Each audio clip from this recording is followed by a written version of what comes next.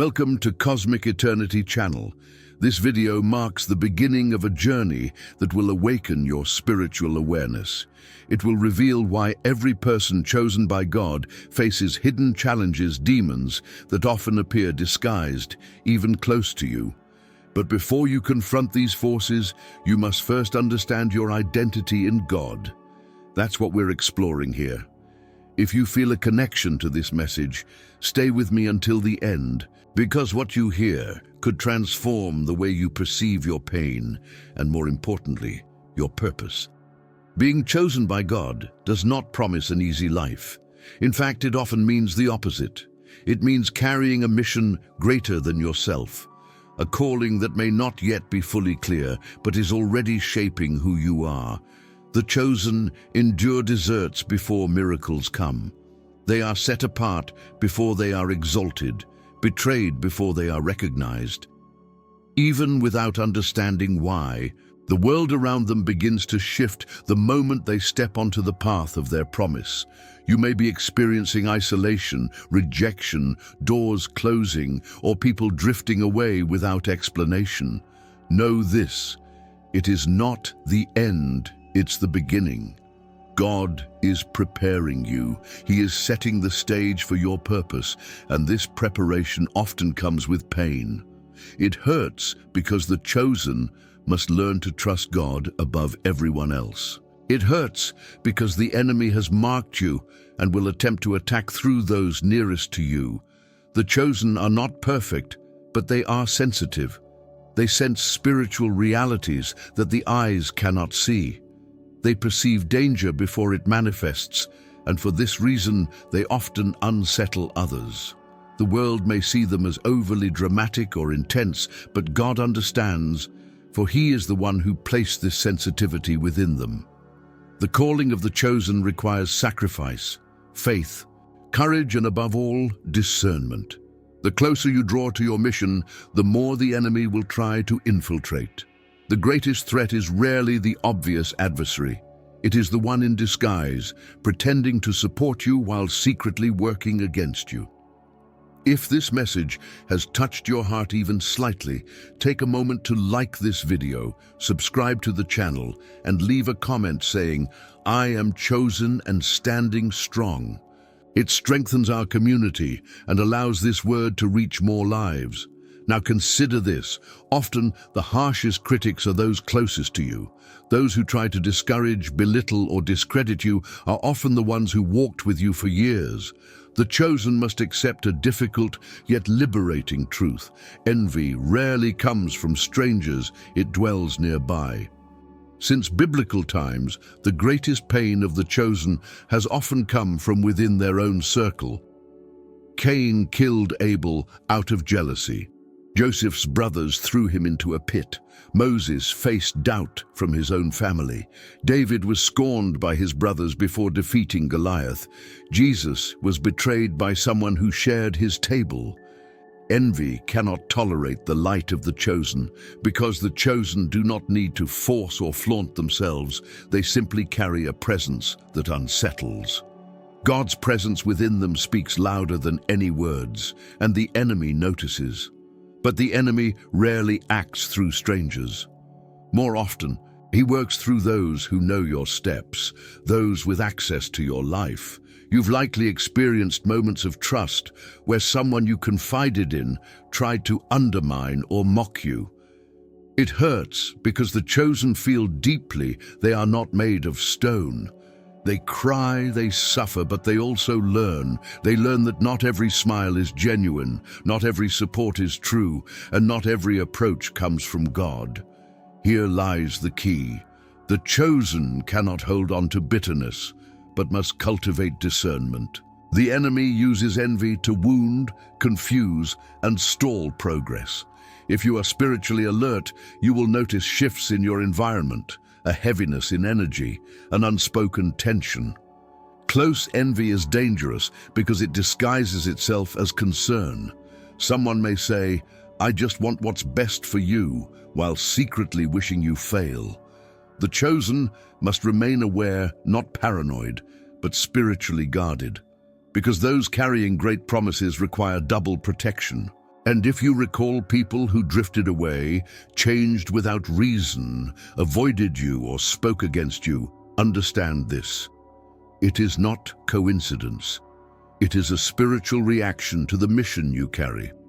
In my view, being chosen by God is both a profound honor and an immense responsibility.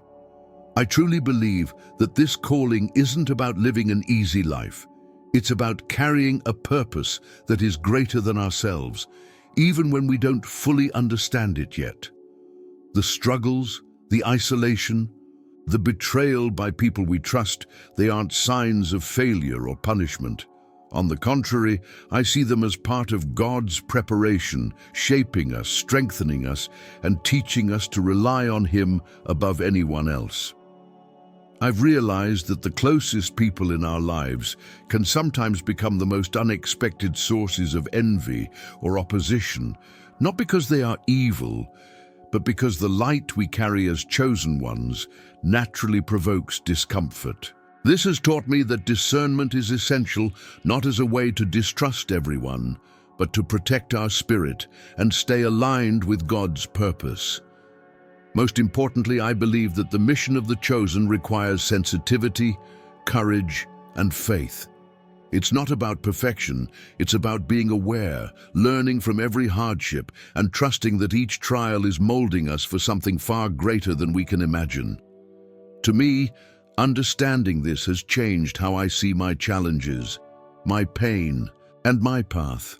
I see them now as proof that I am on the right path, that God is preparing me, and that the promise He has placed in me is real. The chosen one challenges those who have settled for mediocrity because while others remain trapped in the past, the chosen moves steadily toward their God-given purpose. Your light exposes the darkness they refuse to leave behind. Do not stop. Do not retreat. Do not change who you are because of someone else's envy. What God has placed in you is far greater than any attempt to sabotage it.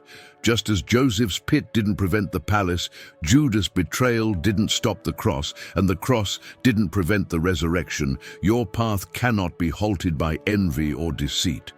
If people envy you, it's because they sense something extraordinary in you. The enemy rarely appears as himself. He doesn't arrive with glaring eyes, a harsh voice, or the smell of sulfur. No, he comes smiling, presenting himself as a friend, offering advice that seems reasonable, but gradually diverts you from God's plan. The chosen must recognize this early. The enemy is patient and strategic. Since Eden, his method has been disguise. He didn't force Eve to eat the fruit. He suggested, insinuated, and distorted, wrapping doubt in logic. She fell not because of weakness, but because the enemy's approach was convincing. Today, he acts the same way. He appears as opportunity, but is a distraction. He masquerades as love, but is emotional bondage. He pretends to be a friend while planting seeds of fear, doubt, and comparison. At first, it all seems harmless, but small distractions can grow into giants. The enemy's most dangerous disguise is one that speaks your language, understands your struggles, and seems to offer solutions. Yet anything outside God's timing becomes a burden. People may enter your life with flattering words only to drain your strength, distance you from God's presence, cloud your mind, and make you doubt what you once knew to be true. The chosen often confuses affection with purpose, but not every kindness comes from God. This is why discernment is more crucial than empathy. What seems good is not always righteous. What seems right is not always holy. The enemy's goal is not just to attack, but to confuse. He wants you to fight the wrong battles, doubt the right paths, and embrace what was sent to destroy you. His tactics are subtle, seductive, and silent. He does not force, he convinces. And the greatest trap is when you willingly step through a door that God did not open. The enemy does not fear your gift, your voice, or your strength.